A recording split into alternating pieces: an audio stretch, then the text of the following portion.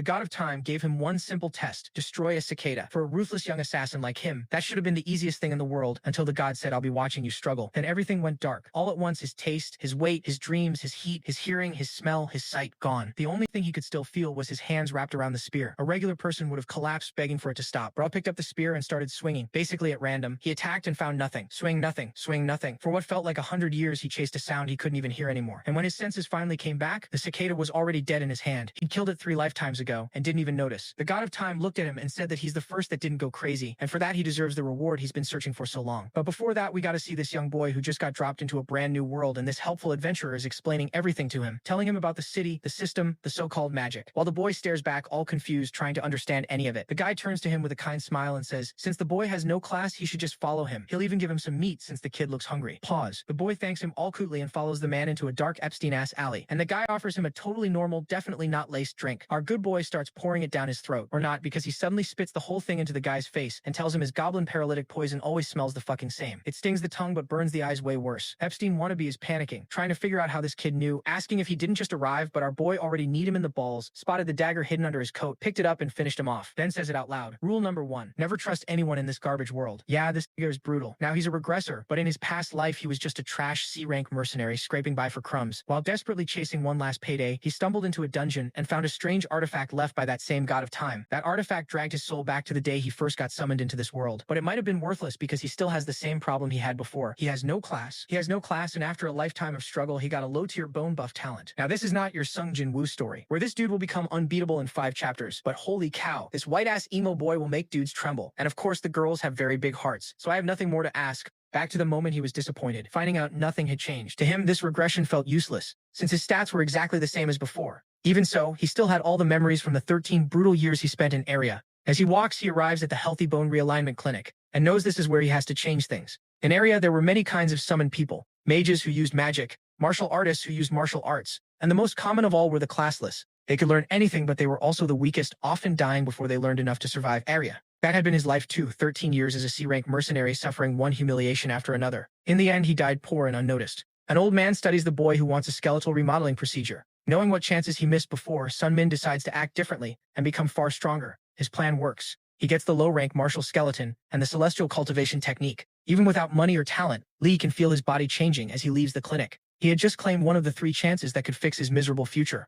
The martial skeleton reshaped his body to make learning martial arts easier. He became the first incentivist to receive the procedure from the acupuncturist who made artificial skeletons. To qualify, someone had to be classless and have learned absolutely no skills. The Lee from his past life couldn't get it because he had already learned a skill. But now he could, and since the doctor would die soon, very few classless people would ever get that same chance. On top of that, he also got the true celestial cultivation technique, a method for building internal energy, the base of cultivation. Sun Min also knew a first-rate technique was hidden in a small Xenovis library. The owner had no clue how valuable it was, so Sun Min bought it for a cheap price. In one day, he took 2 of the 3 chances he had missed before. The 3rd chance would come from winning the Colosseum, set to open a year later. His expectations weren't that high since only classless fighters could enter. That meant he had a real shot to improve enough during that 1 year in Xenovis. First, though, he needed money for a place to stay, so he decided to hunt monsters. Tired, the shopkeeper barely noticed the boy in front of him. Several men were looking over the armor and gear on display. With bright eyes, Sun Min says he wants to buy some of it. The vendor asks if he can actually pay. To get all of it, he would need at least 300,000 Erts. He even tries asking for credit,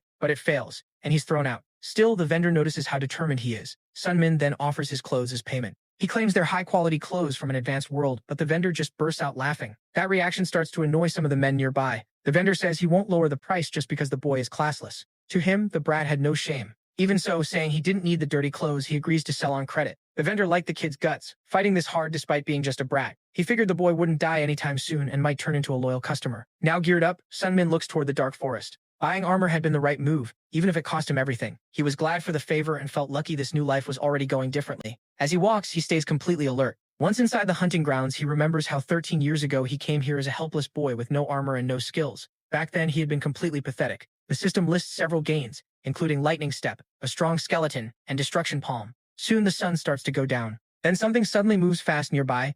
A goblin tries to hide in the forest, but Lee Summon is already using the soul-chasing sword technique on it. With one strike, his spear drives through the goblin's face in a clean one-shot, one-kill. The goblin can't defend at all. Afterwards, Summon tries to rest, but sharp pain spreads through his body. Looking at his hand, he sees the problem. One-shot, one-kill uses the left hand for support when throwing the spear, and his untrained hand got burned. Still smiling, he decides to toughen his hands through training. Even if this regression seems useless, it's still a fresh start. In a dark place, red smoke rises. A mysterious young man sits on the ground and uses his power. Magic wraps around his body as he senses something strange nearby. Sunmin returns to the simple inn where he had stayed since arriving in area. When he enters, he's greeted with a smile. Jack Atrusi, the middle-aged innkeeper, is waiting for him. Sunmin hands over that day's lodging fee with a new dimensional pouch. Jack thinks it's odd for a classless boy to own something so rare, but Sunmin just says he got a good deal. Used to strange things by now, the old innkeeper doesn't press him and instead checks the goblin teeth and fluids. Jack lets him stay 2 more days, taking the materials as payment. Even so, he's amazed by Sunmin's persistence and sees real potential in him, especially for a boy who came to Xenovis with no class and no skills.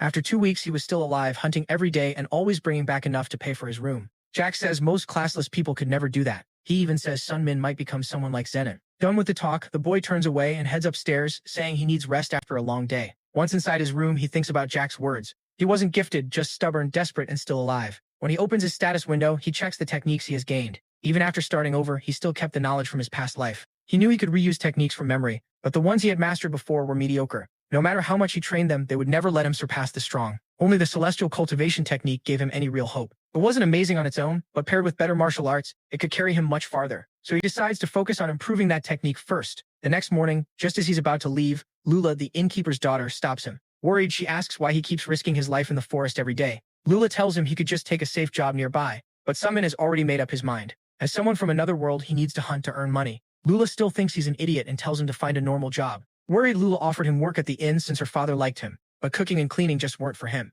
She still couldn't get why he'd risk his life instead of taking a safe job. Lee Sung-min stayed quiet, thinking about this new life. He turned away and said he'd be back by dinner. In his past life, he survived by giving things up, and he knew he could do that again. But he refused to live the same way this time. He swore he'd finally get what he deserved. To do that, he was ready for anything. He wanted a better life than before. As he headed out to hunt again, Xenovis's afternoon bell rang. That sound meant a new summon had arrived. From a distance, he felt the familiar energy gathering. It was a kid, about the age he was when he was summoned. Just like before, the child looked helpless, an easy mark for scammers. Some men were already offering the same bottle they used on him. He briefly thought about helping the child, but chose not to get involved. When he turned away, he bumped into someone beside him. The man was huge. Before he could react, he got dragged into a setup and was accused of breaking a bandit's collarbone. The giant, furious, punched him in the face and dropped him before he could respond. The noise made nearby people look over. Trying to control the crowd, the attacker shouted that the boy had broken his bone and should suffer the same injury. Even confused, the townspeople just ignored it and walked off. Set on revenge, Hongnim decided to break the boy's collarbone. Furious, Lee Songnim realized they were all working together, and the thug in front of him was a third-rate martial artist who couldn't even tell a rib from a collarbone. Martial artists are ranked by skill, and third class is only minor mastery. Lee Seung-min hadn't even fully reached that level yet. He'd need help to win, but he knew nobody in Xenovis would step in. When he realized the child would be sold as a slave, he stepped in and warned him not to drink the poison. The child looked confused but stopped raising the bottle. Lee Seung-min hoped the boy knew some martial arts and was from Murim. Then the drink spilled onto the ground. Chung-nim stepped in front of him and mocked that he'd sell well to nobles with twisted tastes. He bent his knee to strike with a blow, but Lee Seung-min refused to let it end there. He used lightning step to close in on his enemy. Then he followed with exoskeleton steel break, catching the thug off guard. With one hit, he kicked the attacker's rib. His partners watched from a distance. Destruction palm and his other moves worked, but the man was absurdly tough. The two paused for a moment to catch their breath. Even with his experience, Lee Seung-min still couldn't match stronger martial artists. Hai-nim wasn't scared at all. He figured the smaller boy would wear out first. Meanwhile, one henchman warned that the noise would bring the guards.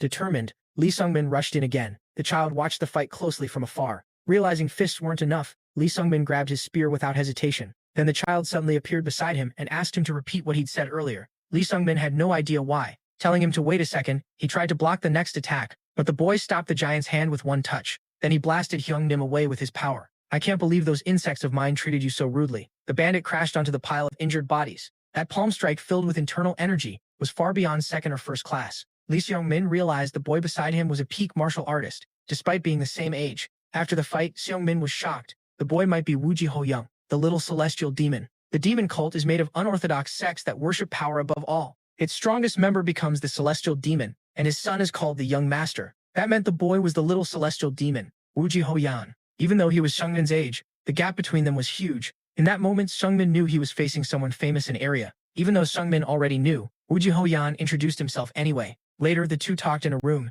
and Lee Seung-min gave his own name. The boy shared something very important. Area was a completely different world. There was no demon cult there. Wooji Ho-yan laughed, clearly enjoying the situation, but there was concern in his eyes. Thinking back to the square, he asked what Lee Seung-min had shouted at him. Not seeing why it mattered, Sungmin said he was warning him not to drink goblin paralytic poison, but the little celestial demon didn't like being addressed so casually. So Lee Sungmin bowed and apologized, saying he didn't know he was the young master. Inside, he couldn't believe he was bowing to a 13-year-old. Wooji Hoyan smiled, completely pleased. Then he pointed at Sungmin and said he'd seen him use martial arts earlier, but called those techniques trash. He said Sungmin's fighting style was ridiculous, and asked where he'd learned such a mess. Lee Sungmin couldn't figure out what Wooji Hoyan was after with this talk. Then instead of mocking him further, the boy offered to teach him martial arts. Lee Sungmin stood there in silence. Certain of himself, the little celestial demon said Sungmin would improve fast under him. But there was one condition for Lee Sungmin. Shocked, he braced himself. Wooji Hoyan wanted him to be his friend. Cold sweat ran down Sungmin's back. He was completely thrown off. Since childhood, the heir of the demon cult had wanted a friend.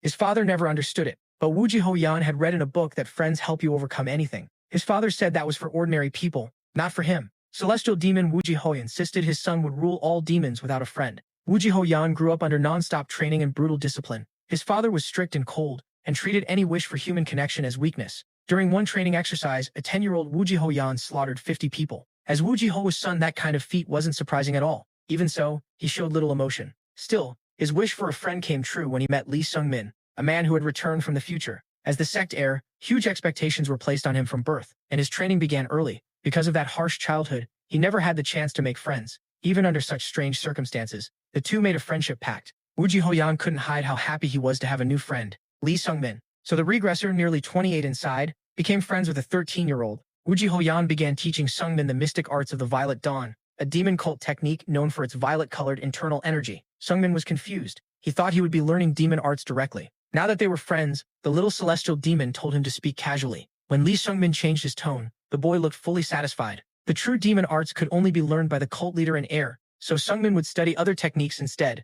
Walking through the forest, Lee Sungmin realized quite a bit of time had passed. Wooji Hoyan had trained him in the mystic arts of the Violet Dawn for a whole month. He could now beat several monsters at once, but he still wanted more strength. His level had risen to somewhere between 3rd and 2nd class, far better than in his past life. Even with that progress, Wooji Hoyan's sharp criticism kept pointing out his flaws and pushing him harder. In the forest, Lee Sungmin thought about gathering his spoils. Then a huge creature burst from the trees. A deadly monster lunged at him. If he hadn't dodged in time, he'd have died. Looking closer, he saw it was an orc. He checked to his right, then left, and realized he was alone. He would have to kill the orc by himself. He drove his spear into the creature's chest. Soon he tore a hole through its body, leaped in, and finished the fight. He thought killing it had been easy, but then remembered Wooji Hoyan's annoying comparisons. Still, he studied the orc's odd appearance, since monsters like that normally didn't live there. A voice praised him, saying he was strong for someone so young. A man then approached him carefully. It was Manhwa, a famous warrior once called the orchid-destroying sword of the central district. Lee Sungmin didn't know what the man wanted. Pointing at the dead beast, Manhwa said he'd been hunting an orc that had been causing trouble nearby.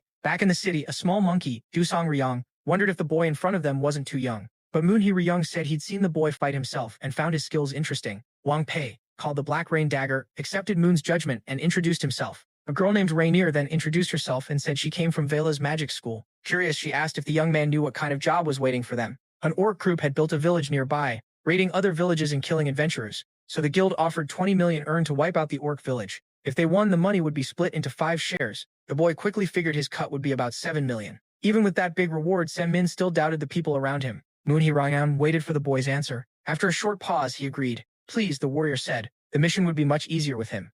Min appreciated the welcome, but he still felt uneasy. He asked about the 2 people sitting there and learned they were just pack mules, classless nobodies. When they heard the new fighter was from Marim, they bowed to him. Their job was to carry supplies paid from whatever money was left. After the girl handed them coins, they went to buy apples. Rainier ate apples as they traveled. Soon the party reached the orc village. They guessed there were around 50 orcs total, though only 30 would likely come out. Dusongrian was sure the orcs were slow and dumb. He planned to kill them fast and claim the reward, so the team would split in 2. The young warrior would stay with the veteran swordsman. The others would draw the orcs out, then split them up and pick them off. Rainier would spread their scent with wind magic. Since orcs were very territorial, then they'd hide, wait for the right timing, and let the mage ready her spell. The small warrior in Woon would light the signal to pull the rest of the orcs outside. That was the final plan, and it sounded simple enough. Sabian thought it was decent for such a small team, though a trap would have been better. Woon Young noticed they were close to Orcland. From here on, everyone had to stay sharp and fight right. The first group moved in, while the so-called nobody hauled the gear on his back. As they entered enemy ground, the boy thought about how hard this job was,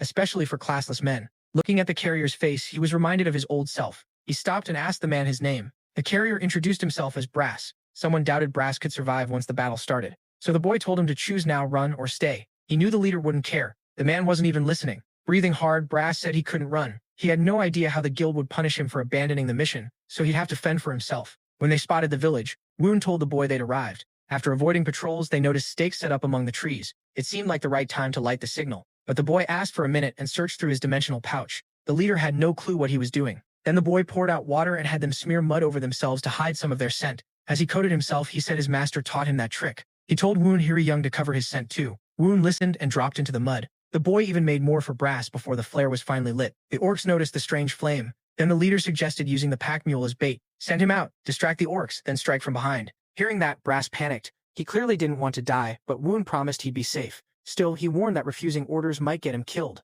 Then he brushed it off like a joke while the others waited for the next move. The young warrior chose to go first, showing real nerve. Seeing what he meant to do, the commander agreed. The plan worked, drawing 13 orcs out of the village and killing them one by one without trouble. In the fight, the boy showed off his spear skills, landing clean strikes as more orcs came rushing out. While fighting, he caught himself wondering why he was doing this. Then he focused again and realized he had to help the classless man. Maybe it was just pity, maybe not, but he chose to protect him. They weren't really friends. He just saw himself and another man pushed to the edge. The orcs waited for his next move. Remembering his training, he attacked again with his spear. Even with his master's harsh words in his head, he held firm. He recalled Woon Young's lesson. The right way to use a spear was to strike from range. With that in mind, he used the soul-chasing spear, third form lightning split strike. That move cut down many of the orcs they had lured out. Beside him, Woon Young kept fighting hard. Elsewhere, a huge orc moved to kill Brass. With no idea how to defend himself, the man could only wait for death. Then the boy drove his spear into the orc and saved him. He smiled, glad he had protected the classless man. By then the ground was covered with dead orcs. The leader started cutting off their ears and counting how many they had killed. The ears would prove the hunt, assuming the other team handled their side too. One tossed his sack to Brass and ordered him to gather everything. After that, they moved to meet the others. Brass looked amazed. He thanked the boy for saving him. Then he headed off to collect the luggage. The boy quietly noticed how sincere that thanks felt. Meanwhile, the others waited for the three to return. Mud still covered them, but their relief was obvious. The first step had worked, and the leader said they finished early, thanks to the young warrior. But the real trouble was just starting. All at once, something flew at the group, a dagger that struck Renner in the chest. She had no idea what happened, and the mage suddenly turned her powers on her own team. The others instantly drew their weapons. The boy blocked the enemy's advance with his spear. Then a memory from his past life flashed through his mind. He saw himself carrying a heavy sack to collect a few coins. Nearby, a crowd had gathered. It was an execution, the first one he had ever seen. The condemned man was a bold mercenary from Morum. On a mission, he had killed all his companions to keep the reward, but he was caught. The young boy stared at the man's head mounted on wood. Back in the present, that same man stood before him, surprised by the boy's quick reaction. Woon Young praised him, but the boy already knew the truth. He had seen this man's execution in another life. Even after 13 years, he still remembered it clearly. The leader admitted the boy was impressive for his age after watching him fight the orcs. A second category martial artist, he challenged the young warrior and said the boy was still weaker. Even knowing the fight would be rough, someone refused to back down. Though lower in level, the boy moved better and read the fight well. He saw the attacks coming, using his spear's reach with sharp precision. Reading the flow of battle, he landed a hit and proved that his past experience and Hoyeron's training made him a real threat. Seeing it up close, Woon Young was impressed. Even so, he knew the boy couldn't keep this up forever. But the boy had a trick ready. He had mixed poison into the mud. It didn't need to be injected directly to work. That poison was enough to shake the man's strength and balance. Now Woon Young was losing ground and had to change tactics. He suddenly threw himself aside, and Lee Summon saw at once that it was risky. His hands shaking, the enemy grabbed the carrier as a hostage. He declared he could kill the man in one strike. The boy tensed, unsure how to break the deadlock. Woon Young was sure Brass had become his weak spot. The boy froze for a moment, but never stepped back. Still, using Brass like this was a bad move. He had only helped Brass because the man reminded him of his old life, and now his anger showed. At the same time, Woon felt the poison spreading.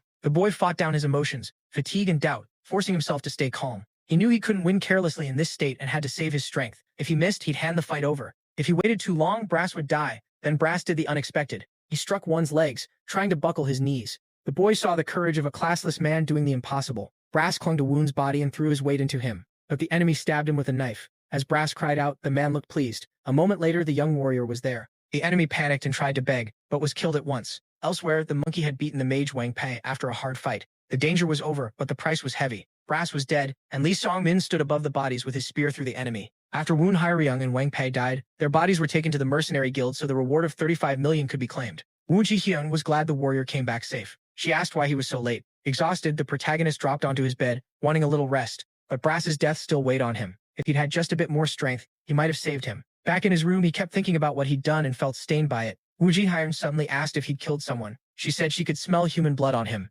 Lee Song-min explained that a second-rate martial artist tried to kill him, so he had to fight back. Even then, the little demon felt he was still hiding something. What bothered her most was simple. What was he keeping from her? After hearing that, the boy stood up. He admitted he didn't even know what he was hiding, but he could feel her doubt. He asked if she found it strange that someone like him beat a second-rate martial artist. But Wu Ji avoided the question. Looking at him, she knew he was no ordinary person. As Wu Ji Haiyan wandered the city, she had been trying to understand this world better. She had seen many things there and learned how the classless lived. Most of them were miserable and barely had enough to eat. To humans, killing bugs is easy, but killing even a small animal takes resolve. Through all the hard training, Huizhen kept watching the boy closely. On the very first day after being summoned, Xiong Min went straight into the forest to hunt monsters. To him, survival depended on it, but maybe the other classless couldn't do the same. Or maybe they knew they should, but couldn't risk their lives or kill another living thing. His friend couldn't understand how a 14-year-old classless boy had done all that in one day. After admitting he had adapted fast, she brought up her second doubt. Wu Jihen said he had no talent. If she taught him 10 things, he'd only learn 3 or 4.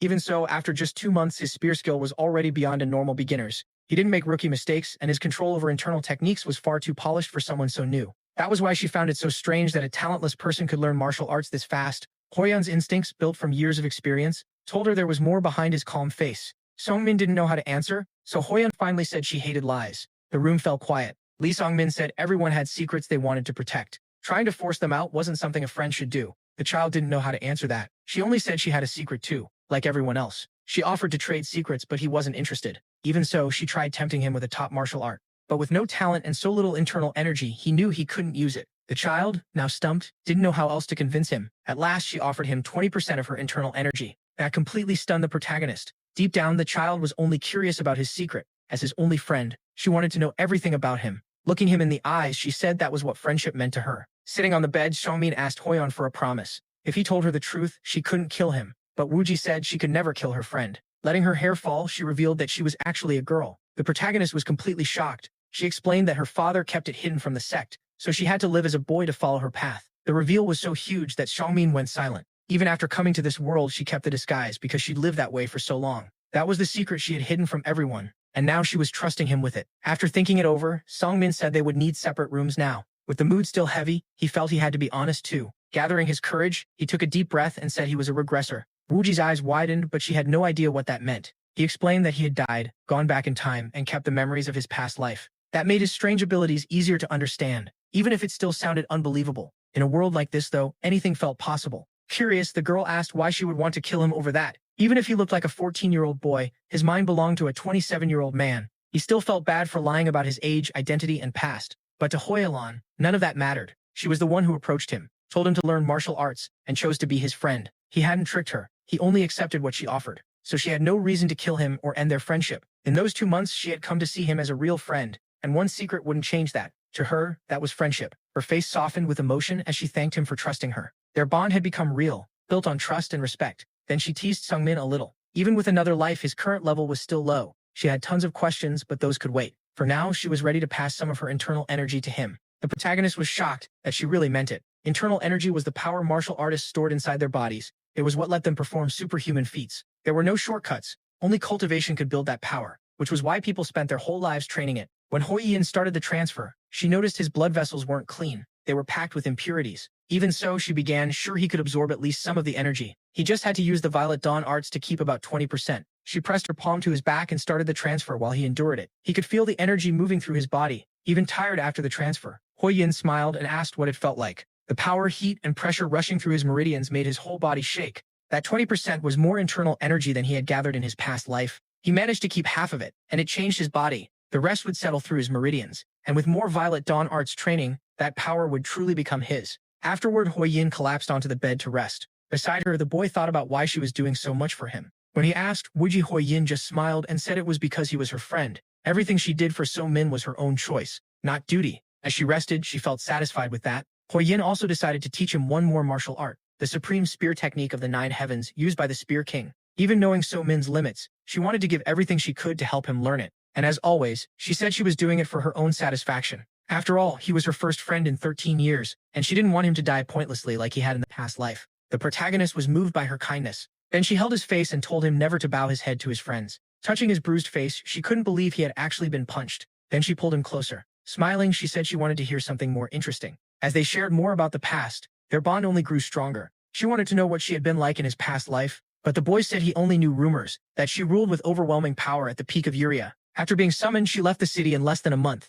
then vanished for 3 long years. Thinking about it, she guessed she must have traveled a lot during that time. She had always wanted freedom, and in the cult, any freedom she had was still controlled by the leader. That was why she was so happy to be summoned to this world and to have made a friend. At last, she revealed that she planned to leave in a month. Dreaming of freedom, she wanted to see the world for herself. After teaching him the supreme technique, she would go on a journey like before. Now she wanted to hear his plans. She asked how her friend wanted to live this life. Hearing that, even he didn't know how to answer. When he thought about his old life and all the pain in it, he only knew one thing: he didn't want to repeat it. He just wanted a better life this time. To the girl, that answer was too vague. She was determined to find out what Lee Summon's real goal was. Resting his head on the bed, he admitted he still wasn't sure. She said she'd be waiting to hear it when he finally figured it out. She also wanted to hear every little detail about his past life. Embarrassed, the protagonist said he didn't have much to tell. But thinking on it, Summon realized he'd never had anyone he could truly call a friend in any life. Hoisin was his first. The night passed as they talked, and then a month flew by. Before leaving, the girl wanted to test how much Summon had learned. It was their last training session before goodbye,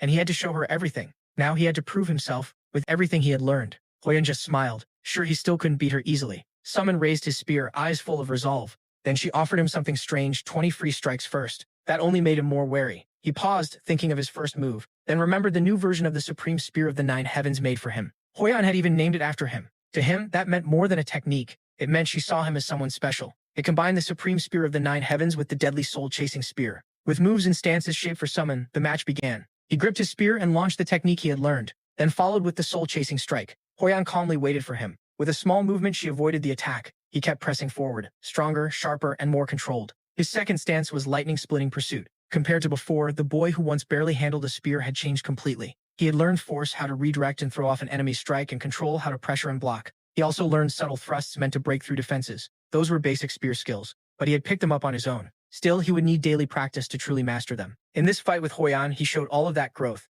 Even so, he still couldn't use his full strength. Frustrated, he mixed explosive energy into each strike, just like she taught him. Hoyan was pleased to see he had listened, but as he tired out, he felt the huge gap between them. Even after reaching the second category with Hoyan's help, she stopped him using only her right hand. He was facing a true master. She stayed relaxed the whole time, while he couldn't break through at all. Still, he attacked again. She blocked every strike without trouble. One by one, all 19 attacks were stopped by that same right hand. When none landed, he knew he had lost. But for the last strike, he caught her off guard and brought the spear tip close to her face. He smiled, thinking he had done it, but she vanished at once. Before he could react, she was behind him, proving the match was over. Even so, Hoyan praised him and admitted his talent. With the internal energy he now had, someone was made for martial arts. Without noticing it, he had even sensed her presence first, something only the gifted could do. She believed so much in him that she said one day his spear would become extraordinary. She was speaking as if she could already see 10 years ahead. For her, the fight had been easy, but she was still happy because he showed more than she expected. Then she said they would meet again in 10 years. A month earlier, she had asked about his goal in life, and he still had no answer.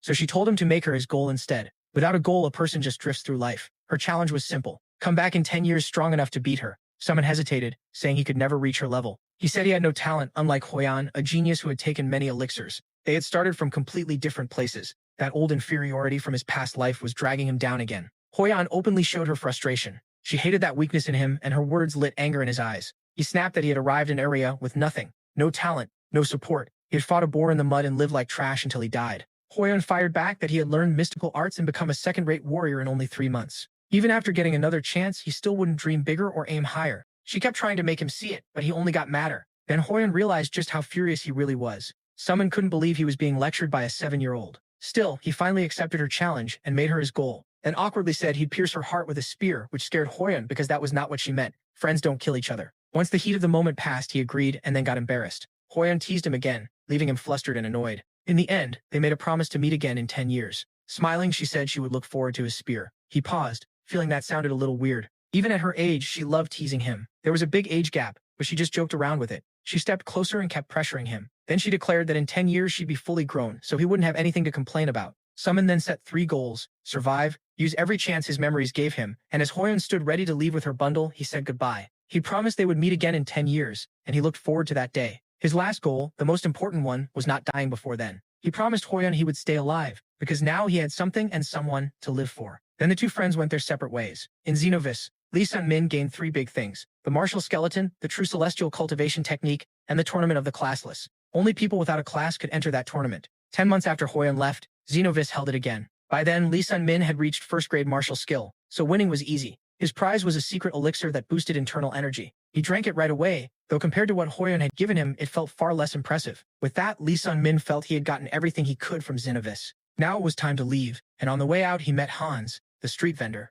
Hans congratulated him and asked what he wanted to buy, but it quickly turned into a farewell, since Sun-min was leaving. Hans understood and smiled, proud but a little sad. He had known Sun-min since the start and believed the classless boy would do well outside the city and survive for a long time. Before Sun-min left, Hans gave him something. It was a used dimensional bag with 50% more space than his old one. Sun-min was confused why Hans would hand over something so valuable. Hans just said gifts should be accepted, and the bag wasn't worth much to resell anyway. It was a goodbye gift, and when Sun-min became famous, he could repay him 100 times over. He only wanted Sun-min to remember that a simple street vendor had helped him at the start. Grateful, Sun-min thanked him. Before leaving, he went back to the inn where he had been staying. There, Lula, the innkeeper's daughter, stopped him. She quickly realized he was leaving. The room was far too neat, so it was easy to tell. She pointed out that cleaning rooms was supposed to be her job. Sun-min realized how thankful he was for his time at the inn. Lula knew people like Sun-min always left the city eventually, and she was used to that. Still, when he confirmed he was going, she looked sad. She didn't want to accept that he was leaving so suddenly. Before he could go, she blurted out that she hoped he died horribly somewhere far away.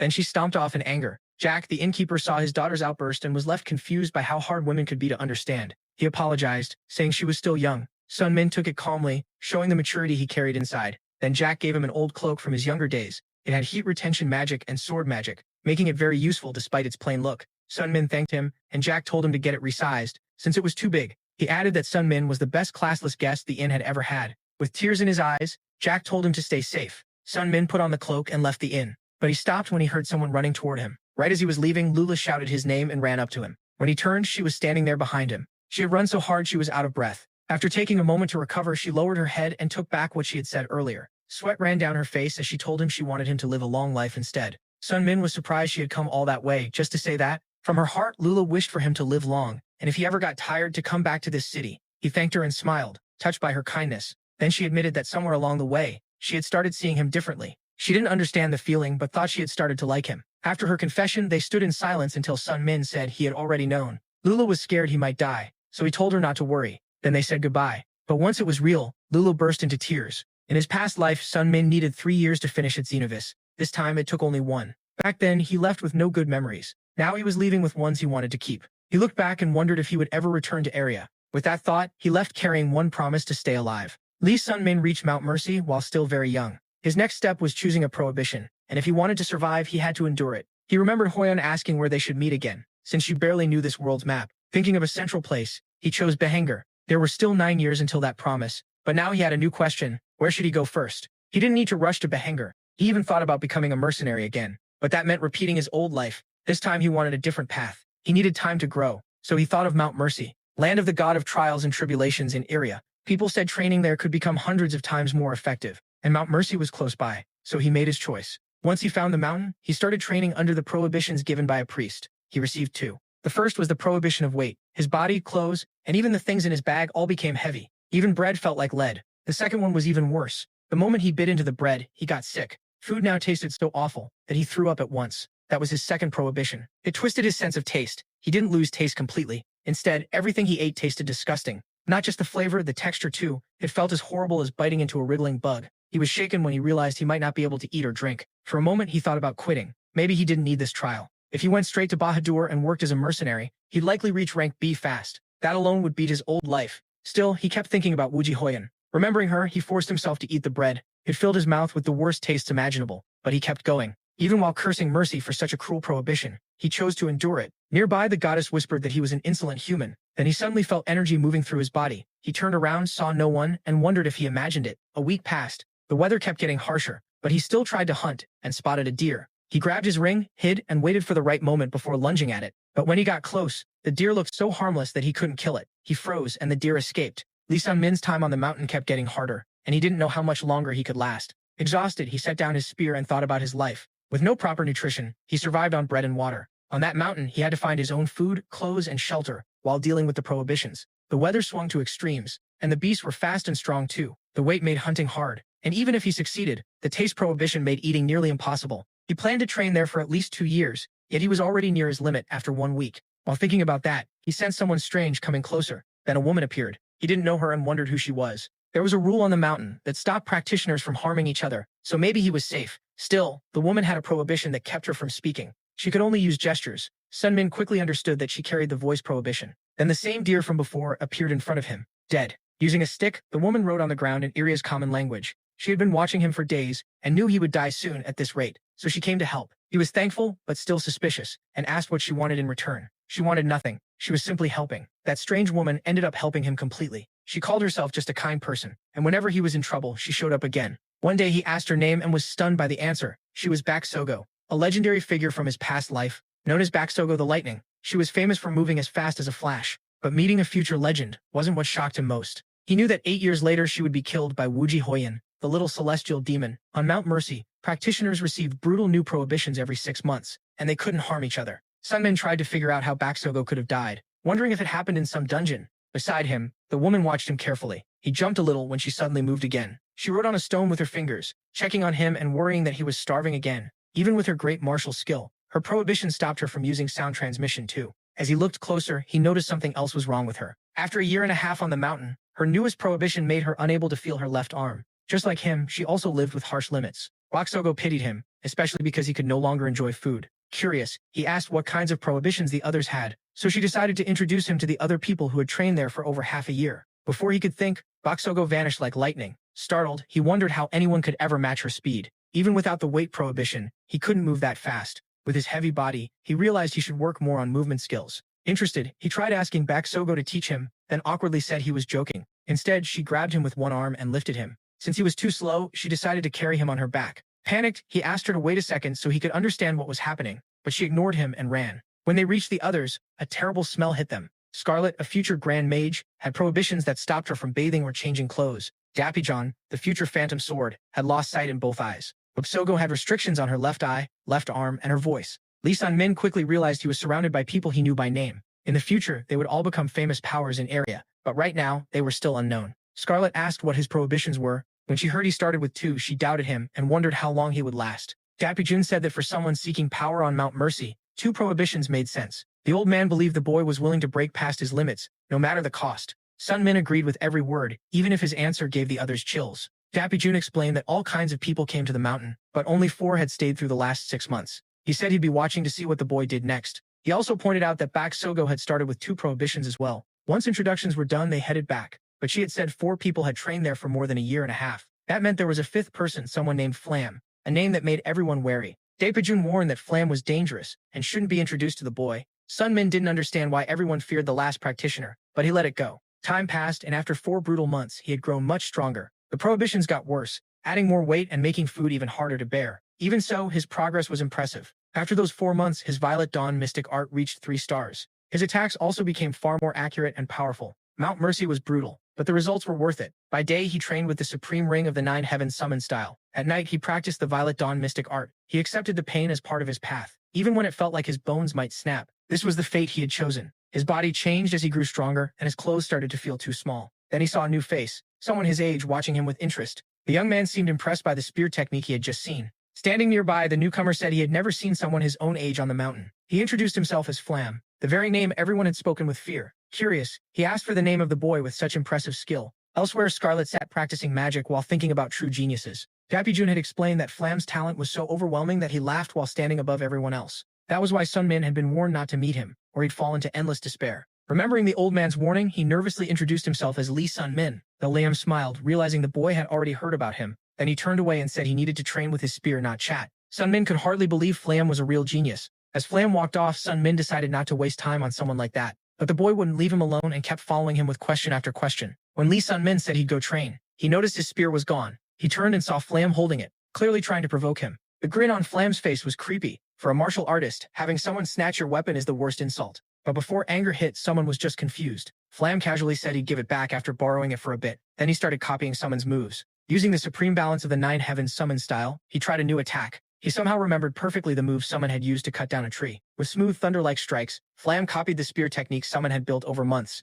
After seeing the damage, he admitted it was a great spear art. Lee Summon was shaken. Flam had copied a technique after seeing it only once. Flam just smiled, then laughed, pleased that he was better than Lee Summon. Summon burned with shame. Flam couldn't understand why people came to this mountain to train so hard when he could beat them all so easily. Still, he said none of them were like him. Confused, Summon listened closely. Flam called Baksogo, Scarlet and Dopijun weird, and said he could copy any practitioner's techniques. Even Flam didn't know why he was like that. To summon, Flam shined like a sun above everyone else. So how could an ordinary person like him ever catch up to monsters like that? It felt different from being with Hoyin, who never showed off her talent, acting superior while pretending to be normal. Flam asked what Summon's prohibition was. Then he said he had 4 of them and even mocked one about humility, making Summon step back. Flam tried to hand the spear back, but Summon refused it. He wanted nothing to do with Flam anymore, overwhelmed by anger, shame, and helplessness. Flam couldn't understand the hostility. He even told Summon to leave the mountain if he was too weak, for that was as far as he got. On this mountain, hurting another practitioner was strictly forbidden. When Summon moved at him, Flam only mocked him. He said Summon attacked only because he knew the rules of Goddess Mercy, kept anyone from getting hurt. Baksogo appeared without a sound and watched the whole thing.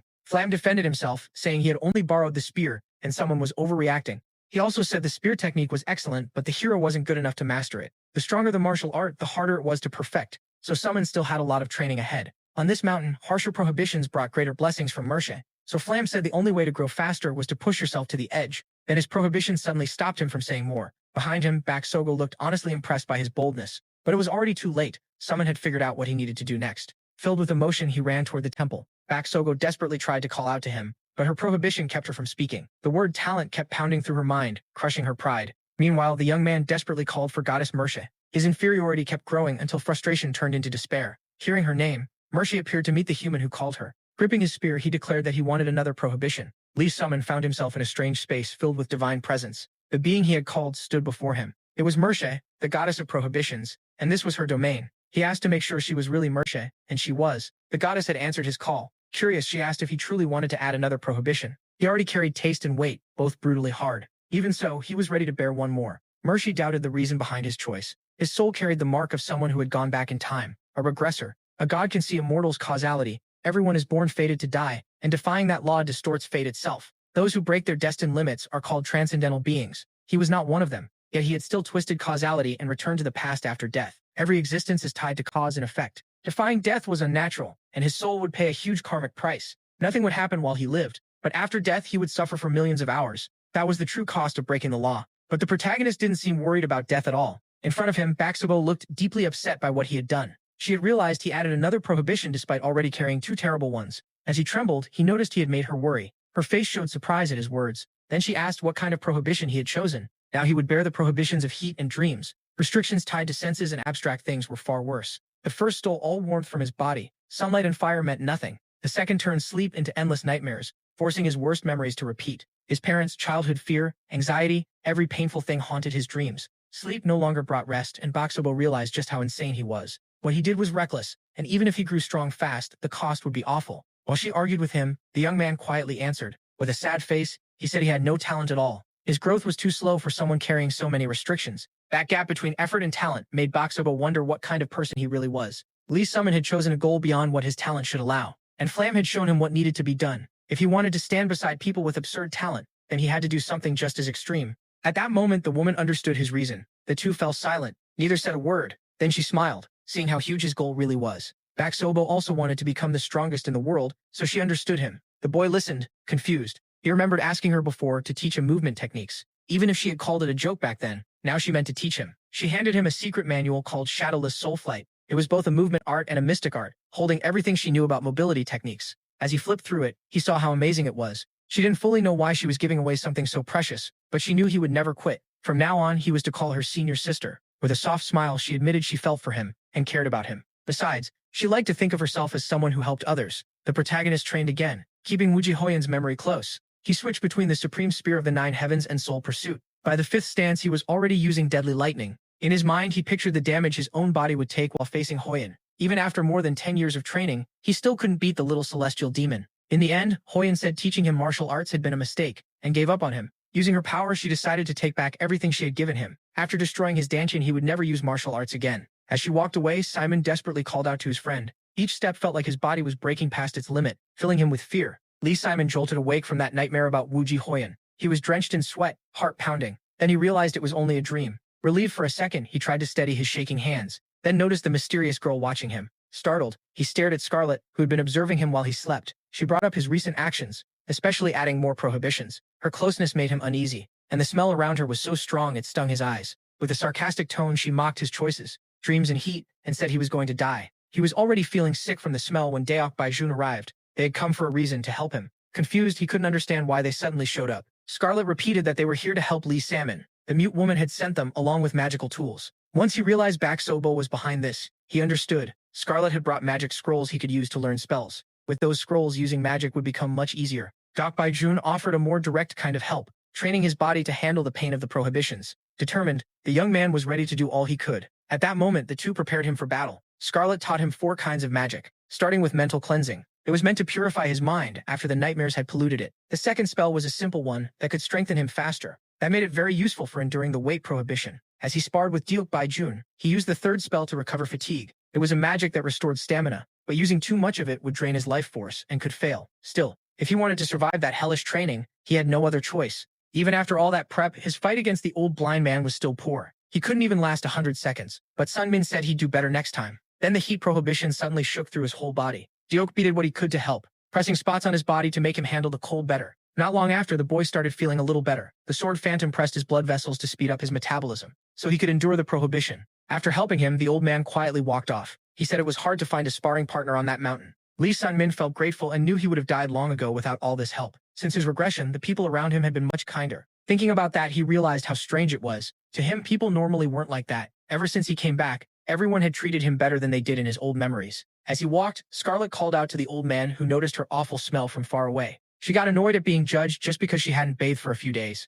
The two talked about Lee Sun Min and how much they were helping him. For a man who cared only about martial arts, the old man was looking after the boy with real care. And it wasn't just him. Scarlet had made magic scrolls herself. When they thought about it, neither understood why they were helping so much. They only knew they couldn't just leave him alone. As Sun Min thought about all that kindness, he chose to stop dwelling on it. In this new life, he saw himself as just a lucky boy. Half a year passed, and the warrior gripped his weapon with all his strength. He kept training deep in the forest, all by himself, his face full of exhaustion. Even so, he refused to quit. Beside him, another person called him a larva. Even that person was impressed, saying he never thought Sun Min would last this long. The warrior stayed kneeling where he was. He said nothing. He'd ignored that person from the day they met. Maybe he had taken the prohibition of voice added after reaching the half-year mark for convenience. Still talking nonstop. The other said he expected Sun Min to pick only harsher prohibitions. Suddenly, the warrior lowered his weapon to the ground. The boy watched him closely. He was nothing like he had been 6 months ago. His dodges, balance, and movement were now clean and steady. The techniques he learned from Bak Sogo fit him well, and the watcher figured even a larva could grow if it kept crawling.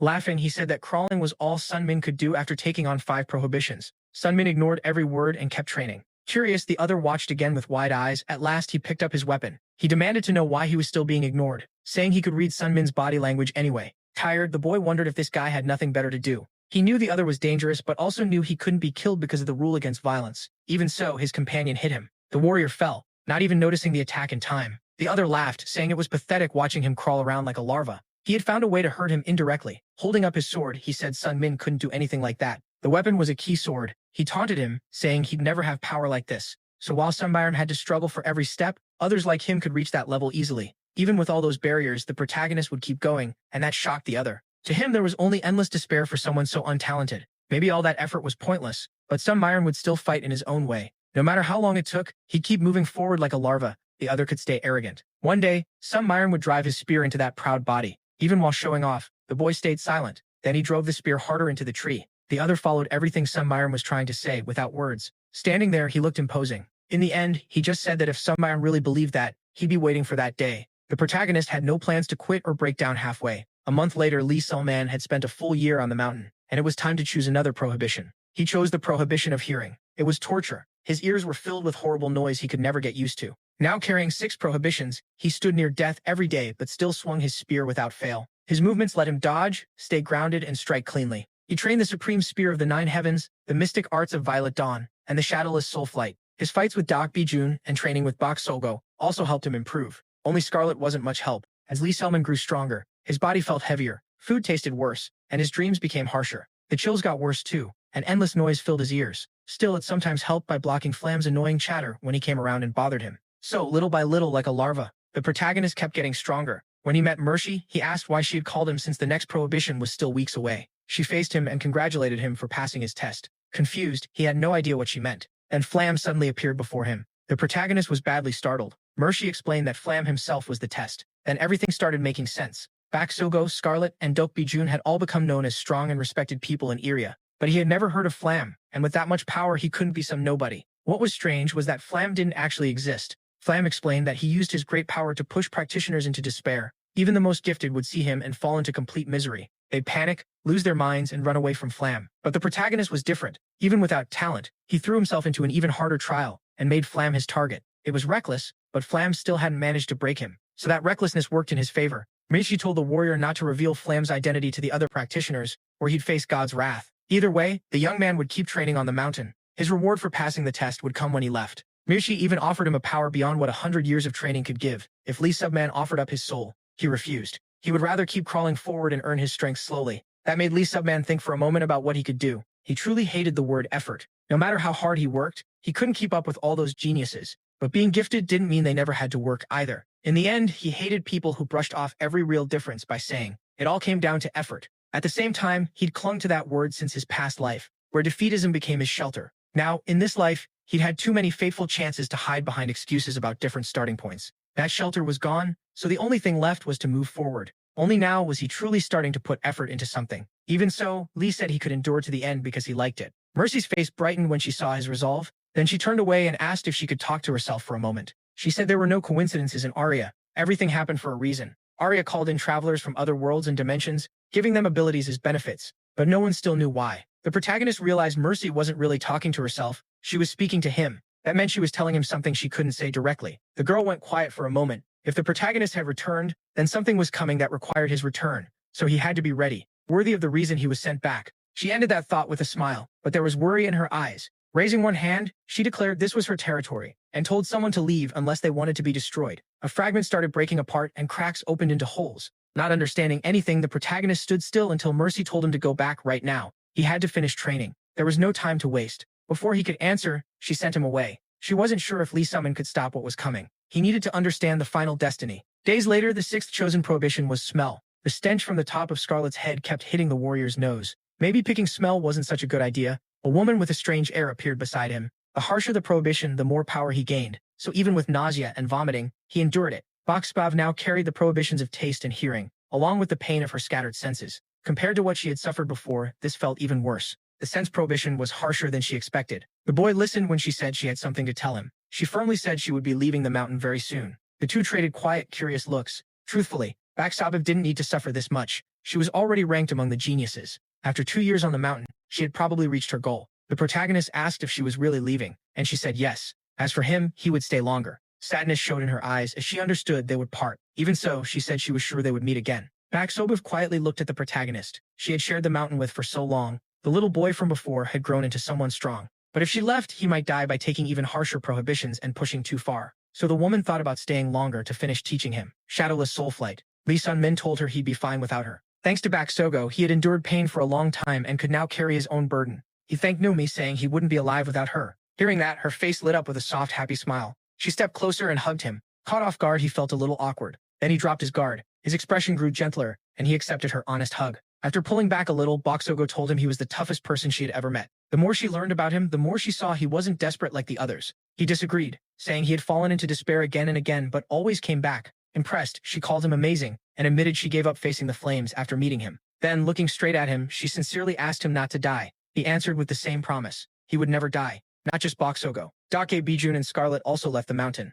It had been a long time since he felt this lonely. Back in his old life, he had been so cautious that he trusted no one. Now he knew people couldn't live alone. Without them, he wouldn't have survived. He stood still, watching a light in the sky. Something inside him had changed, and the wall around his heart had fallen. For a moment, there was no smell, no weight, and no sound. That brief freedom felt endless, and even the familiar world looked different, just like he had changed. The world had changed too. Summer arrived with the sound of cicadas. 7 years later, Baksogo would meet Wijihoin in a dungeon and die by her hand. To repay her kindness, he swore to stop that future. He kicked at an insect, but the cicadas still got away. Cicadas stay underground for 10 years before emerging, so he had 7 years to stop that disaster. In 7 years, he might become incredibly strong or not. Either way, he was set on changing it. His martial arts improved every day, but it still wasn't enough. He wanted more, trained harder, and even gave up sleep. The trick to moving without sight wasn't special. To survive the ban on vision, he sharpened his other senses and memorized the terrain. His world went dark, and touch was the only sense Lee Sun-min could rely on. After a week, he could move little by little, guided only by the sounds in that darkness. Eventually, those sounds started to feel like cicada songs, and as he listened, he kept swinging his spear without noticing time. His body began using martial arts on its own, and his thoughts deepened. Like a larva, he longed to become a cicada, but even that wasn't enough. He still wanted more. Confused, he didn't know what he wanted to become or why he had regressed at all. The seasons changed, and he could feel it in the wind on his skin. Still, his days stayed the same. He only kept spinning his spear. As time passed, he got used to the dark world. Then Mercy appeared in her home. Lee Sun-min wanted the trial to end. Days later, he noticed something different in his body. After so long, Mercy had returned his senses. He could see again, the horrible smells and noises were gone. His body felt light and the chills had disappeared. Mercy kept watching him. She was wondering how to reward him. Lee Sun-min had spent 3 years on the mountain and endured every prohibition amazingly well. Most people who got too carried away either died or gave up, so she was glad someone like him had appeared and felt he deserved a special reward.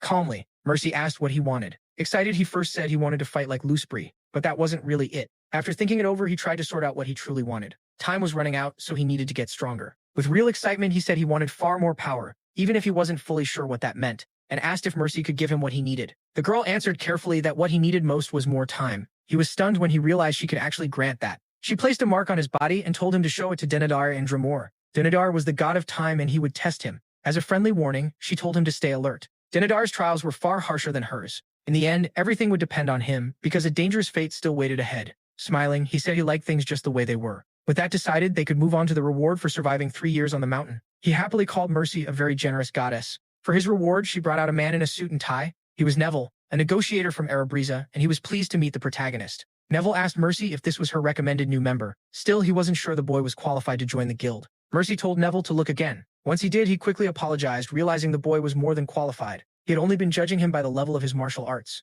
At his age, that level would earn respect anywhere. Then they started talking about the great guild, Erebreza. It handled deals, requests, auctions, and information. It could get clients almost anything. Curious, he asked if they sold elixirs and martial arts manuals, and Neville said yes. The guild even had the great healing elixir of Shilin and Manhwa's cherry blossom sword technique. Rare items like that were exactly Erebreza's specialty. Mercy wasn't a member, but she bought things from them sometimes. A brokerage guild serving a god as a client was pretty strange. Neville reached out his hand and confidently asked him to join. With nothing to lose, he accepted. Neville handed him a paper and told him to sign at the bottom. Just like that, he officially became a member of Erebreza. Neville snapped his fingers and gave him a joining gift. The protagonist's whole look changed, leaving him far more presentable with new clothes and a cleaner haircut. Neville said goodbye and told him to ask if he ever needed anything. Mercy asked if he liked the gift, and Lee Sun-min said he was satisfied. Joining Erebreza was a huge gain, so he had every reason to be pleased. He said his first stop would be Behanger, but the goddess warned him to remember his real goal. She told him not to forget what she had said while pretending to talk to herself. As he walked, he remembered her words, that there was a reason for his regression. He was so deep in thought that he didn't notice the fierce beasts coming near.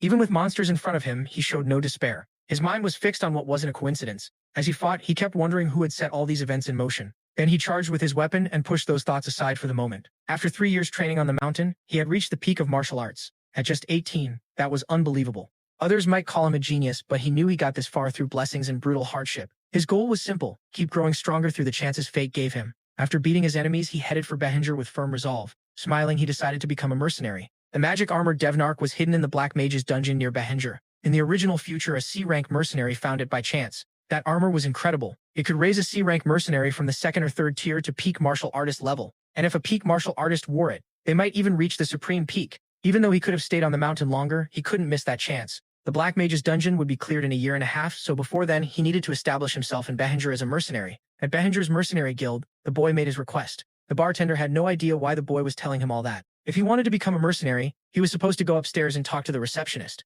One customer eating nearby laughed at the boy for wanting to be a mercenary. Before he understood what happened, the fork was gone from his hand, and suddenly the boy was holding it while the customer searched for it. After seeing that, the bartender realized he was a peak martial artist. Apologizing for his earlier attitude, he offered him a seat as curious people gathered around them. Then the two sat down. The bartender introduced himself as Mage Baron, head of the Behanger branch of the Mercenary Guild. The protagonist wasn't impressed when Baron said he worked the first floor as a bartender for fun. In his past life, Behanger had been the first place he worked as a mercenary. Looking over the papers, Baron said a peak martial artist would normally receive the rank as mercenary title. But he also knew this was a young, inexperienced boy who had only trained in the mountains. They still needed a fighter, so the boy would have to prove himself. Baron chose a fitting mission for the test and said another rank as mercenary would go with him. If he completed the job, he would earn the title. The mission started the very next day. It didn't take long for the mercenary to find his new partner annoying, because he barely spoke. At first, the man thought this was the funny kid who stole that fool's fork at the guild, but he soon saw he was wrong. The boy gave no reaction to any of it. Even so, his companion admitted the kid would probably become popular. That man was Lude,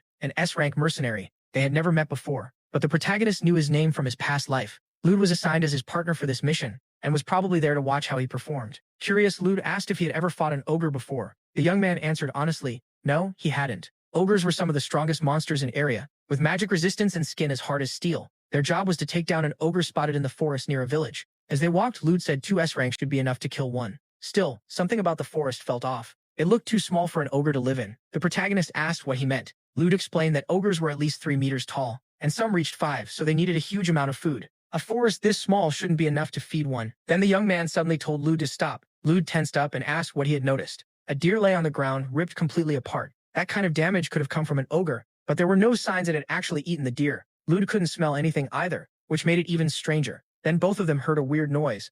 Something was rushing straight at them. The 2 warriors immediately readied themselves. They exchanged a quick look and prepared to fight. Then they charged with their weapons drawn. A giant creature burst forward, smashing everything around it. Both of them froze for a moment, unsure what they were even facing. Lude panicked. It was nothing like the report. He knew they couldn't handle this, and that the best option was to run. The monster had huge claws and an insanely powerful body. It was a modified chimera ogre. A chimera was a magical creature made to become the ultimate life form. By mixing different species, it could overcome the limits normal creatures had. Even one made from a weak goblin would still be at least rank B. Its danger was hard to measure, but with an ogre as the base, everything changed. Not even S-rank mercenaries could deal with something like that. Even the protagonist felt a chill. The giant monster kept tearing through the trees. Debris flew everywhere, but he decided he couldn't run. The ogre suddenly charged at him. Its fist was already right in front of his face. Lude kept retreating, shouting a warning as he ran. The protagonist sharpened his focus, then leaped aside and dodged the blow with shadowless soul flight and untraceable steps. Seeing that bold move, Lude watched from behind a tree, stunned by how fast the boy had moved.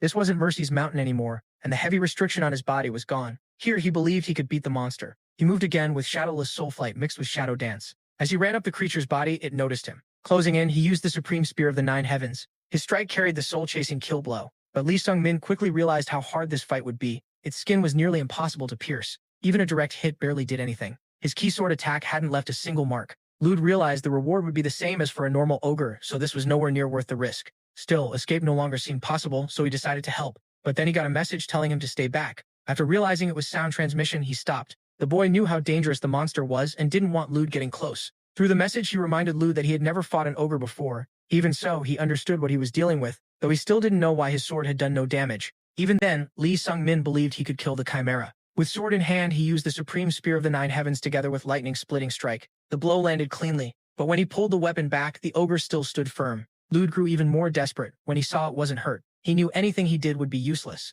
But Lee Sung-min refused to back down and kept his weapon ready. The monster's eyes showed growing impatience. Once more, he closed in. With a jump, he rose above the creature. He aimed for its eyes, the one place that seemed softer than its hide. His sword struck one eye with perfect accuracy. After distracting it with a red thread, he attacked its weak point. Young as he was, he fought with real skill. The creature clawed at the object, causing it pain. Seeing part of the spear had gone in, he pressed the attack. Then something strange happened. The fight should have turned in his favor, but it didn't. The injured eye suddenly healed. It rebuilt itself completely. That's when he realized the monster could regenerate. This chimera had a troll's healing power mixed into its body. His chances of winning dropped even more. Lee Sung-min stayed calm and searched for another way, but the chimera was already getting ready to attack again. Lee shouted at him in panic, but the boy didn't move. Thinking of Baksogo, he remembered there were still things he had to do. He couldn't die here. The 3 basics of spear fighting were things he had trained every day until they became part of him. As the creature came closer, he remembered Waijihoin and all that brutal training. He pointed his spear at the monster's hands and knew this was the moment to use everything he had gained. He needed strength to spin and push aside the incoming blow, so he acted at once. The chimera still looked overwhelming. Without a mark on its body,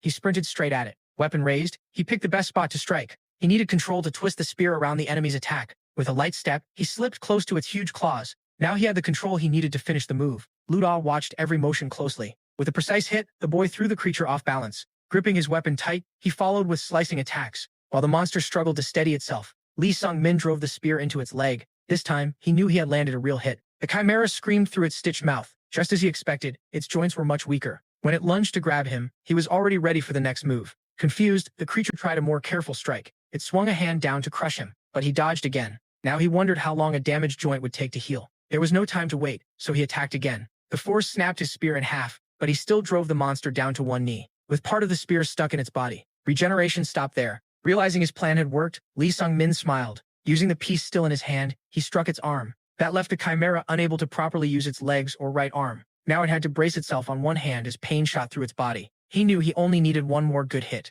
So he used the Lee Sung-min style of the Supreme Spear of the 9 Heavens, with lightning splitting strike. The attack landed with deadly precision. The chimera was too badly wounded to stand. Still, it had one arm left and swiped at him with its giant claws, but it was too slow to touch him. Without the mountain's burden, he could feel just how fast he had become. Then he heard the cicadas, the same sound as on Mount Mercy. As he neared the monster, he thought about how he didn't want to stay a cicada forever, and on the mountain he had only been a larva. He knew he hadn't trained all that time to stay weak, even if he still didn't know what he wanted to become. Then he struck the chimera's eyes and brought it crashing down. Weapon in hand, he knew he didn't want to live with regrets like in his past life. He would keep moving toward whatever destiny waited for him. Lude was completely stunned by what he was seeing. With a roar, the boy drove his weapon deep into the monster. Watching in shock, Lude could only wonder what kind of person this young man really was. The boy looked exhausted. He glanced at his torn, calloused hands. Even he couldn't answer what he was. But one thing was clear to him. He was not a larva. Lude didn't understand what that meant, but it made the boy seem even more interesting. Nearby, a cicada lay on the ground. The young warrior smiled softly when he noticed its song had ended. Back at the guild, the bartender was totally confused. While looking over the giant chimera, Lude explained everything that had happened. Killing a chimera ogre was an SS rank feat, but there was no rule for giving that rank right away. Even so, the warrior was satisfied with SS rank. The reward for subduing the chimera ogre was 27 million Urson and an S rank badge. The monster's body was turned over to the mercenary guild for research, earning another 20 million Urs. Lude handed it all to him, saying the reward belonged to the one who beat it, for a total of 47 million Urs. Lude. As he walked through the streets, he felt like he had truly won. To him, it was an unbelievable amount of money. In his past life, he had risked his life on missions and never earned more than 1 million Urs, so he had no idea what to do with all that money in his hands, until a thought suddenly came to him. Looking at his broken weapon, he got a great idea. Back at the tavern, the talk went on. The bartender wanted to hear the story from him personally. He tapped his head with the staff. Then he saw everything that happened in the forest while they were gone. He looked both shocked and impressed. Lude said the young man deserved SS rank. Since he couldn't decide that himself, he planned to recommend it. A boy who reached that level without a class would definitely catch Xion's attention. Meanwhile, the protagonist stood in a dim place. He called out for Neville. The man appeared at once. Saying it was a summon, he asked why he had been called. The hero had never cared much about weapons. He usually just used anything sharp enough to stab or hit with. But during the ogre fight, he felt how much easier it would have been with a better weapon. He didn't want to face that kind of regret again, so he needed a proper weapon. Neville asked what kind he wanted and how much he could pay. Lee Sun-min offered 47 million Urs and said he wanted one made, even if it took time, but that still wasn't enough. Abrese's blacksmiths were top tier, so their prices were huge. Neville even suggested using his soul as collateral, though the interest would be brutal. Lee Sun-min refused right away and asked for another option. After thinking it over, Neville said he knew someone who might help him get a weapon. When the warrior agreed, Neville pointed upward. Dark light shot from his finger. Something appeared in front of Lee Sun-min. As Neville struck it, he said he'd leave the two of them to talk there. Not fully sure what just happened, Lee Sun-min studied Neville's power to tear open space. From the other side, a voice noted that he was just a kid. Not knowing how often they'd meet, Selderus introduced himself. Then he told the boy to stop spacing out and step into the rift. Looking closer, Lee Sun-min realized he was a dark elf. After entering the space, he gave his name and said he wanted to order a spear. He handed over his current weapon and said he wanted something like it. The elf examined it and saw it was a spear meant for a balanced style. Then he asked Lee Sun-min to show the techniques he used. He was confused. For martial artists, showing techniques to others was usually taboo. But the elf said it was necessary. Without seeing his style, he couldn't make the right spear. The design could change a lot depending on how he fought. Losing patience, the elf reminded himself he was arguing with a child. He was 400 years old and loved smithing, so he had worked as a blacksmith for over 350 years. Even without natural talent, the protagonist looked unsure. Still, the elf said his skill was no worse than any dwarf's. Those words stirred a memory in the warrior. He felt they were a bit alike. After blurting all that out, the elf wondered why he was saying so much to a kid he had just met. So he told Lee Sun-min to go find the dwarves instead, if he wanted a weapon. But Lee Sun-min insisted on showing his martial style. The elf found it odd that the boy still hadn't left. Lee Sun-min said he believed him once he heard about those 350 years of experience. The elf didn't know what to say. With a laugh, he said the boy was way too trusting. Even so, Lee Sun-min wasn't intimidated. Turning away, the elf admitted the boy knew how to talk. Then suddenly eager, his expression changed. The boy just waited quietly, though usually calculating. The elf decided to make something better than the boy could afford, simply because he liked him. Smiling, he thought this kid might become a regular customer. The weapon would take a few months, so all Lee Sun-min could do was wait. Back on his bed, he sat down to meditate. The Chimera Ogre had been his first real fight after reaching the martial peak as a supreme master, and now he had to sort through what he learned. Wee Jihoyan had called his awareness a talent. After all those years in the mountains, it had grown into something like a sixth sense. During the battle, that sense moved his body before he could even think. That was his sixth sense. It was powerful, but he knew he couldn't depend on it alone. The mountains had sharpened his touch and sixth sense, yet the rest still lagged behind. If he didn't train his other senses too, things could get dangerous. He had a bad feeling that something hard to fix was coming. At the mercenary guild, things were quiet. As he sorted bottles, the bartender asked if Lee Sun-min was already placing another job. Instead, Lee Sun-min asked what happened to the Chimera Ogre's body. If it was a chimera, someone had to have made it. The bartender said that was being investigated separately with the Mage Guild. No Chimera Ogre had appeared in his past life, So either no one took the mission, or the mercenary guild had lost. From the timing, it was likely 6 months after the chimera was made. Maybe in his past life he had found it himself, but now that he had killed it, the future might change. At the Bihangar Mage Guild, someone greeted the young man warmly. A mage worked through several spells as Lee Sun-min watched. He introduced himself as the Dark Mage Kim Jong-yan. He was investigating the chimera. Lee Sun-min introduced himself as the one who killed it. After realizing the boy was Korean, Kim Jong-yan asked if his world had gone through a portal crisis. He briefly explained that portals connect to other dimensions and let monsters through. Then he dropped the subject, pleased to meet another Korean from a different world. When they returned to the main topic, his face changed. That wasn't the only reason he was happy, but he kept the rest to himself. Lee Sun-min seriously asked to see the chimera's body. He needed more clues to get the Devanark armor, so the mage shared part of what he had found. The creature wasn't fully dead, which made a full investigation impossible. Still, the dark mage who made it was probably at least mage rank. Its mouth had been sewn shut, and it seemed to have been made with a savage hunter mixed in to test the chimera's power. Hearing that, Lee Sun-min thought back to the split corpse and understood why. When he went quiet, the mage noticed the boy didn't care much about synthetic monsters. He stayed completely still. So Lee Sun-min brought up what the mage had said earlier, that he was happy for another reason. Kim Jong-yan said with confidence that the protagonist's causality was a complete mess. A dark mage could open and read someone's soul. He stepped closer, offering advice, saying that if he were in Lee Sun-min's place, he would have fallen into despair or gone insane. Then he asked if the boy understood what that meant. Lee Sun-min answered simply, after death he would suffer forever. The mage then asked why his causality was so twisted, but Lee Sun-min distrusted him and chose not to answer. To gain his trust, Kim Jong-yan offered to swear a mana oath and never tell anyone. As the mage prepared it, Lee Sun-min grew more unsure. Still, since the man was willing to go that far, maybe this was his chance. In the end, he admitted he was a regressor who had returned to the past after dying. By breaking basic laws and piling up too much karma, his causality had become badly warped. After hearing that, the mage decided to tell him one more thing. Lee Sun-min waited anxiously. Kim Jong-yan started by saying he was strange, not just because his causality was twisted, but because he himself was too. Before he could finish, his words shook the room, and Lee Sun-min felt pain stab into his ears. The mage realized he couldn't say it. It was impossible to tell the boy the truth. Lee Sun-min was deeply confused. If Kim Jong-yan kept talking, he would die. Blood covered the mage's face from forcing out those words. He understood then that the boy's life no longer belonged to him. Shaken by all of it, Lee Sun-min didn't know how to respond. The mage apologized for not being able to explain and asked him to come back another time.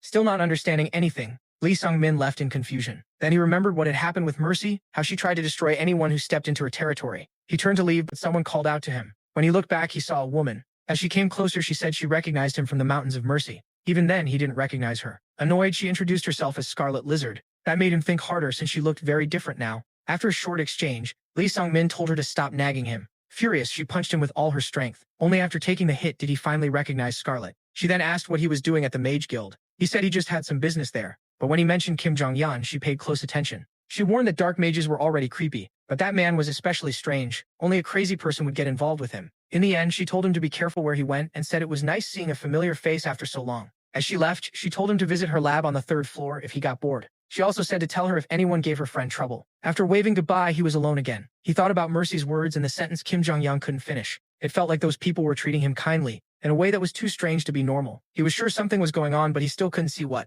Too many things had gotten messy, but he chose to focus on what was in front of him. The two-headed troll was an S-rank target, worth 60 million URs. Lude showed up in front of him and greeted him. He said they'd take down the trolls together again, and he wanted to prove how useful he was. The young man said he was looking forward to it. In this second life, he had learned no one could live alone. Lude was a good friend, and just being around him eased his hardened heart. They spent 3 months traveling together and collecting mission rewards. On the last job, they split 50 million URs. To celebrate, they went to drink at a bar, but the bartender told them someone wanted to see Sung-min. It was Zian, captain of the mercenary force. Sung-min and Lude exchanged a look at that. Everyone knew that famous name. Zian led Flare, a group of over 100 mercenaries, and was one of Bahonyar's 3 SS-rank mercenaries. He was a master at the martial peak, who had perfected the 100 mystic steps of the Sholen Fists. Sung-min had admired him in his past life, and there was one big reason why. When they met, the man introduced himself as Zian, captain of Flare. Zian was classless. Now that the boy had reached the martial peak himself, he understood it clearly. Zian would soon become a supreme master of the martial peak. He said they were both classless, and knew how cruel the world was to people like them.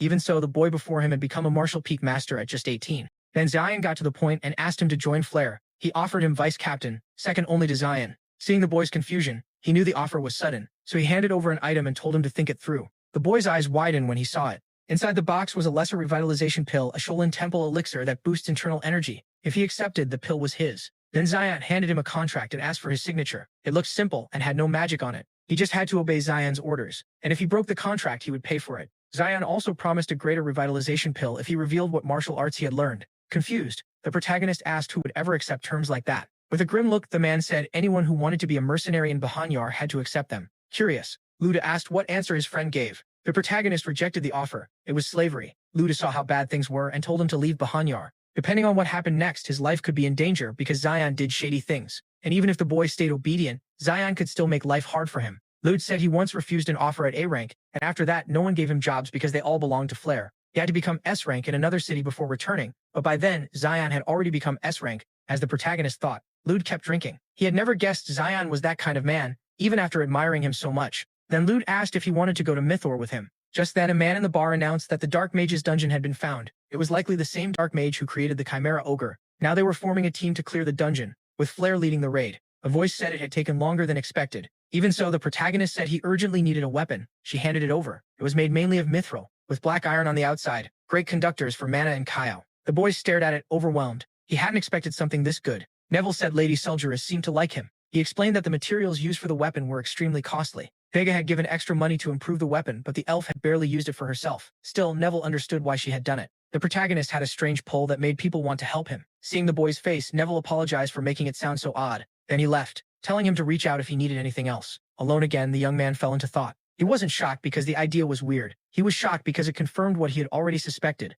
The first time he noticed something strange was at Mount Mercy, though back then he thought it was just luck. But if something really was making people like him more, then maybe every bond and every experience he had was false. While he was lost in thought, Luda walked over. He noticed the odd look on Sunvin's face. If the suspicion was true, even their friendship might be fake. Luda hugged him and asked if he was worried about the dungeon raid. At that moment, he remembered. His fears had started being confirmed when the future changed after he killed the Chimera Ogre. Because of that, the guild searched for the Dark Mage and found the dungeon 3 months earlier than in his past life. And something else had changed too. Zion. He was pleased to see the Rising Star joining the raid. When he spotted the boy, he said this would be an easy mission.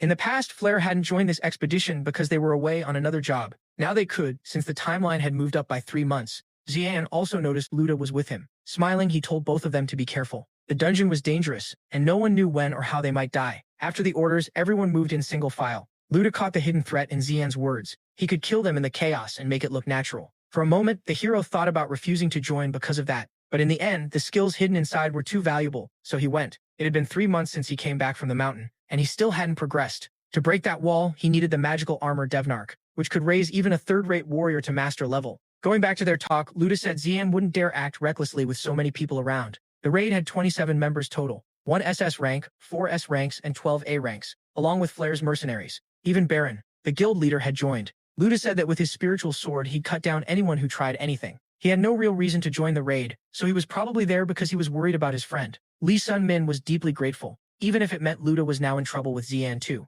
And he remembered something very important. He stopped overthinking and decided to act. The leader announced that the Behender Mercenary Guild was entering the Black Sea Dungeon. They didn't know what waited inside, but they did know they were the best in Behender, so they had to hold firm and be ready for anything. With that, he ordered everyone inside. At first, everything was quiet. The group moved forward side by side. At the front was the A-rank mercenary Jim Chul, a master of external arts whose body was as hard as stone. But in an instant, his body was sliced clean in half. The men right behind him froze. They couldn't do anything. Jumchul had been caught completely off guard. His body split into 2, and one of his companions was left holding only the upper half. The leader was furious. Then he looked around, saw monsters closing in, and knew it would be a long night. Once they realized the creatures were chimeras, despair spread through the group. Zian saw right away that this raid was off to a brutal start. These monsters were bigger and more twisted than normal, which made them even stronger. Zian cut one of them in half with a single attack. The protagonist saw that he had used the Mystic Steps and Fist technique, and watched every move from behind. After seeing Zian's strength, he knew he still wasn't strong enough to fight him. Lost in thought, he didn't notice a chimera rushing at him. In his previous life, this dungeon had been empty. That meant the dungeon's master might really be here now, tired and bleeding. The hero realized something was wrong. The battle wouldn't stop, and bodies were piling up. Zian saw the heavy losses and understood they might not be able to finish the raid. Still, he taunted the leader, claiming his own squad was stronger. Luda noticed that through all the chaos, Zian had only protected his own men. Just 1 hour after entering, the raid had already lost 2 A-rank mercenaries. Among the survivors, the only solo A-rank hunter left outside Flare was Tang Masuk. Luda introduced himself to the frightened girl and told her she didn't need to worry. But when she got even more scared after seeing him, he simply returned to Sunvin's side. At the same time, someone called out to the guild leader. A hunter reported that the raid team was badly hurt. Hearing that, the leader prepared his reply. He apologized, but said they couldn't stop now. The main force was still alive, the SS rank and S rank hunters, so pushing on should still be possible. Seeing the girl's fear, he told her she could go back if she didn't want to stay. But if she did, no one would be there to protect her. Looking at the bodies around them, she grew even more nervous, then decided the safer choice was to keep going with the group. Slowly, everyone moved on while watching their surroundings. The place was eerily silent. Some started to think the monsters were only a distraction so the dungeon master could escape. It made sense that the master used chimeras to buy time, but no one could relax over a guess. Then one of the men spotted something ahead. It was a large closed door. It didn't look like a trap, just a door. Even so, the protagonist didn't trust it. Behind the wooden door was a room full of books. Holding a candle, the man said there was nothing special there, just a library. Since the place was big, the leader told everyone to split up and search for clues. But Sunvin felt something strange the moment he stepped inside. He knew this was where the man had found the magic armor that changed his life. Listening from the corner, Sunvin heard the man say that after hours in the cave he found a door. When he went in, he saw a huge library, the same one Sunvin was standing in now. Now he had to figure out which book had led the man onward. After checking the shelves for a while, a door opened in front of him. A staircase appeared and he knew the magic armor Devnark was hidden below. Xian noticed the boy had found the secret passage. He praised him, and the boy instantly grew nervous. Turning back, the protagonist said he had only found it by accident. With an odd look, the captain said he liked people like him. That answer shocked Sunmin even more. Then the man suddenly punched him in the stomach. The protagonist tumbled down the stairs. Xian knew that if the boy wouldn't join him, he had to die. His talent made him too dangerous. Baron was in another room with the captain's men, so no one would step in. But Lute showed up at the top of the stairs, proving he was still there. He had used the spiritual sword technique to take out the guard at the entrance. He was sure Xian had been waiting for the right moment to show his real self, and Lu Zhen knew he'd be next after Sunvin. A moment later, his friend was thrown down the stairs. Xian couldn't believe the two of them thought they could beat him. The hero knew the odds were bad, especially if the other Flare members joined in. Even so, he wasn't giving up. He grabbed his friend and ran. Still confused, he only said they had to reach the lower level fast. The magic armor Devnark, which boosts the wearer's power, was their only shot at winning. Quickly, the two reached the bottom. The protagonist looked around fast. Then he spotted the armor right in front of him. While Ludi guarded the lower entrance, he moved toward the rare item. But his friend quickly noticed Xian rushing toward them. He drove a punch straight into Lude's chest. His hand went all the way through Lude's body. The protagonist froze in shock. Xian pulled his hand back out and let the body drop. Before dying, Lude managed to hit his shoulder. Stunned, the hero still couldn't process what had happened. He thought of his best memories with his friend, who now lay dead beside him. All that grief turned into rage. But Xian didn't care at all. As classless fighters, they both knew power was everything. You couldn't trust anyone. Trash could still stab you in the back. The boy tried to answer with a kick. Tired of talking, Xian just wanted the boy dead. After the hit, the boy crashed near a pile of rocks. His weapon was strong enough to block many of Xian's attacks. Punching him in the face, Xian demanded the boy hand over the weapon. When he grabbed it, he noticed it was much lighter than it looked. Looking closer, he realized it was made of mithril. Then he felt something strange nearby. Pieces of the armor started attaching themselves to the protagonist. As Devnark accepted him, his strength began to return. Xian realized it was magic armor. Now the protagonist looked stronger than ever. Uneasy, Xian saw dark energy around him and couldn't tell how dangerous it was. Xian Mean waited for the right moment to strike. By then, the magic armor had fully covered his body. The two stood still, staring at each other, until an explosion broke the silence. Xian had no idea what that dark energy was, or why it suddenly vanished. He threw a punch and told the boy to fight him again. Confused, the protagonist noticed no change in his body or inner energy. Even so, Xian admitted the boy had done well to dodge this long, but he'd die next. Seeing his fallen friend, the boy knew how bad things were. A hand reached toward him to finish the job. Then a mystic creature blocked the attack. Getting Devnark came with a huge price. Even so, the contract with Devnark still hadn't been completed. When Xian tried to attack the creature, he suddenly felt weak and helpless. The sixth sense the boy had sharpened warned him not to fight that thing. A huge sound boomed from underground, and the men started to run. The leader asked if it was the dark mage, but the masked one said nothing, only held up his fingers. Then the leader realized it was a lich. Sensing the danger, one man yelled for everyone to run. But the monster was much faster than everyone there. With one simple spell, it killed Baron. When they tried to escape, they found the exit blocked. The creature told them they were only there because it had allowed it. It was in a great mood that day because it had found an even better offering than the Chimera Ogre. As it moved closer, it spoke about its fate. It said the day of reward for those who believed in it was still far away. This was the Lich Preskin. The fight ended almost at once. The Dark Mage slaughtered everyone, even the dozens of S-rank mercenaries. Baron, a great mage, was split in half instantly, and even Xian was beaten with ease. By then, the protagonist could only wonder how it had come to this. He had believed this life would be different from the last. He thought he'd become something more, not just a larva or a cicada. With sad eyes, he looked at his friend's body. Then he realized he had been wrong. He was still just a larva. The creature was terrifying. Meanwhile, the protagonist was chained to a wall. The Lich welcomed him to its workshop and told him not to waste energy trying to break the chains. It let out a creepy laugh as it watched him struggle. Then the monster made a strange confession. It wanted to become a woman.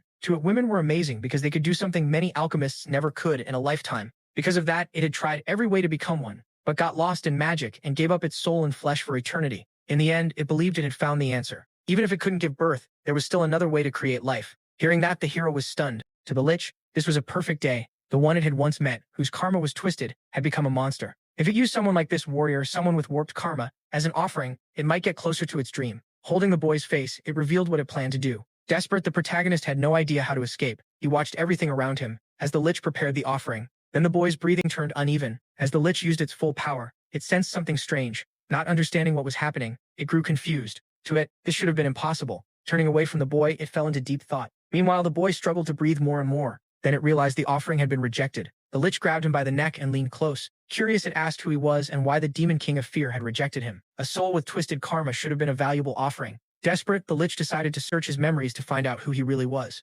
Confused and shaken, it demanded to see everything. When the boy woke up, the lich was already gone. Lee Sung-min was relieved to still be alive, but in the next moment, he realized he was completely alone in the darkness. Still, the noises in his head wouldn't stop. He remembered everything that had happened and couldn't calm down. He saw Lude's face again as he died, and the cicada sound that had vanished after the chimera returned. Still, he managed to move not because of this life's experience, but because of the willpower he built as a third-rate mercenary in his past life. He had made a promise to his friends and he couldn't die yet. With blood running from his eyes, he repeated that promise to keep going. He was used to this. Regret, shame, and self-pity could wait until after he survived. Then, while standing still, he heard a telepathic message. Lloyd, master of the Tower of the Golden Mage, was asking for help. He was somewhere far below the protagonist. Remembering that Lloyd had vanished in his past life, he listened as the man said he needed the warrior's help. Lloyd was badly hurt, couldn't move, and begged the boy to get him out. Curious about the lich, the boy said it had disappeared. Even so, he stayed suspicious, unsure if any of this was safe. Swearing on his mana, Lloyd promised a great reward if the boy helped him. So the boy kept going down. After a while, he finally reached the place Lloyd had called him to. Lloyd, relieved he had reached the hero, waited anxiously. The ruins showed a huge battle had happened there. Then the boy noticed something strange. Looking down, he saw Xian dead with a hole in his chest. He asked Lloyd what happened. Lloyd said he'd explain the small details later, and asked for help first. Without stepping closer, the boy asked what he could do. The mage said he needed to be taken out of the dungeon. Then, with his index finger, he pointed left, and begged the boy to destroy something there. It was a heart made by Preskin. Since it was extremely dangerous, it had to be destroyed. The boy thrust his spear at the heart, but a barrier was protecting it. As he tried to get closer, the heart changed into something dangerous. Suddenly, claws tried to disappear from his sight. Not understanding what just happened, the boy stood there speechless until he realized the heart had entered his own body. He had gained the black heart. Hours earlier, Lee Sung-min had obtained the heart. As Preskin tried to leave, the lich suddenly stumbled. He had used a spell that pulled memories out by messing with the mind, but it backfired, and even the demon king of fear refused the boy as an offering. That was when the lich realized he had burned too much mana. Seeing the two hearts before him, he came up with another plan. He decided to use one of the fallen men to restore his mana, but Xian was still alive. Grabbing him by the neck, the lich poured out his power to refill his mana. After draining two of them, he finally felt better. Then he looked at the third man on the ground and noticed he had only been pretending to sleep. Xian was drenched in cold sweat, shaking at the cruel fate ahead. He managed to break the chain spell, proving he was far stronger than expected. The lich then chose to use him in a far more valuable way, because of the quality of his soul. Lloyd asks what Preskin plans to do now. The mage realizes the lich is still carrying out vile, twisted research. After 10 years, the mage had finally tracked him down. It was that same mage who had hunted him without stopping. Knowing he was weakened, he decides to destroy Preskin's body and hunt down his life core. Xian recognizes Lloyd as the Archmage, master of the Tower of the Golden Mage. He says he'll help kill the lich, but Lloyd tells him the best help is to stay back. He isn't strong enough. The lich grows desperate. With the offering rejected and Lloyd here, everything had gone wrong. Then he remembers the two hearts. They were incomplete, but he had no better choice. He immediately starts casting a spell. Alarmed, the mage can't make sense of that strange mana flow, but it was the result of Preskin's research. Smiling, the lich calls it the ultimate life form. A small blast erupts underground. Then a foot appears. Lloyd is stunned as the lich finally creates a woman. Her body and heart were unfinished, but he still had another heart. He planned to use this incomplete creation to survive, then perfect the other heart later. Seeing resistance was useless, Lloyd decides to erase that thing completely. He unleashes a powerful spell that threatens everyone around him. The lich orders the girl to deal with that bastard while he casts another spell. The girl waits for the right opening. Lloyd's magic can't even scratch her. Everyone is shaken when his spell vanishes with ridiculous ease.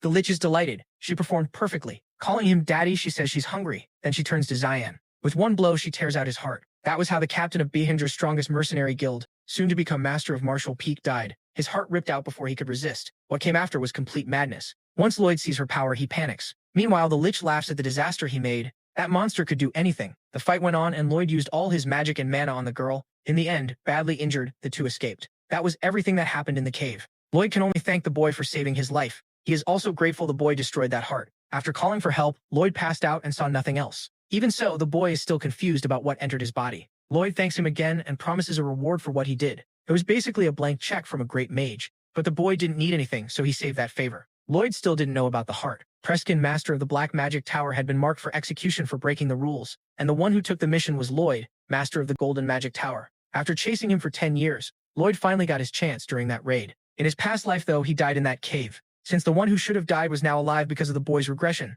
someone who should have lived was dead instead. He feels crushing guilt over Lude's death. Lude. He had been like a frog in a well, thinking Zion was the greatest hero in the world. To them, many monsters seemed easy to kill, and what they thought was the sky was only the mouth of a well. There was always someone living under a much wider sky. Now he wonders how strong YG Hoyan really was. Back on Mercy Mountain, he realized he was only a worm, so he refuses to despair over what he lacks, and keeps moving forward little by little. Then a cheerful voice calls out to him. Kim Jong-un says, "Most of the raid team died, so it's a relief the boy made it back alive." Then he notices the armor and realizes it's an incredible artifact. Curious, he asks to examine it. The boy lets him, since he has questions of his own. The armor is a forced contract item that links its wearer to a transcendent, a demon king or a demon god. It skips the normal process and forces the user into a slave contract. Using a diagram, the mage explains that it can raise a martial artist potential, but after death, that person's soul would belong to the demon king. Since nothing happened to the boy after using it, the case was very unusual. The mage says there are two possibilities. First, the boy no longer had the potential to be used. Second, he already had a contract with someone stronger than the armor's master.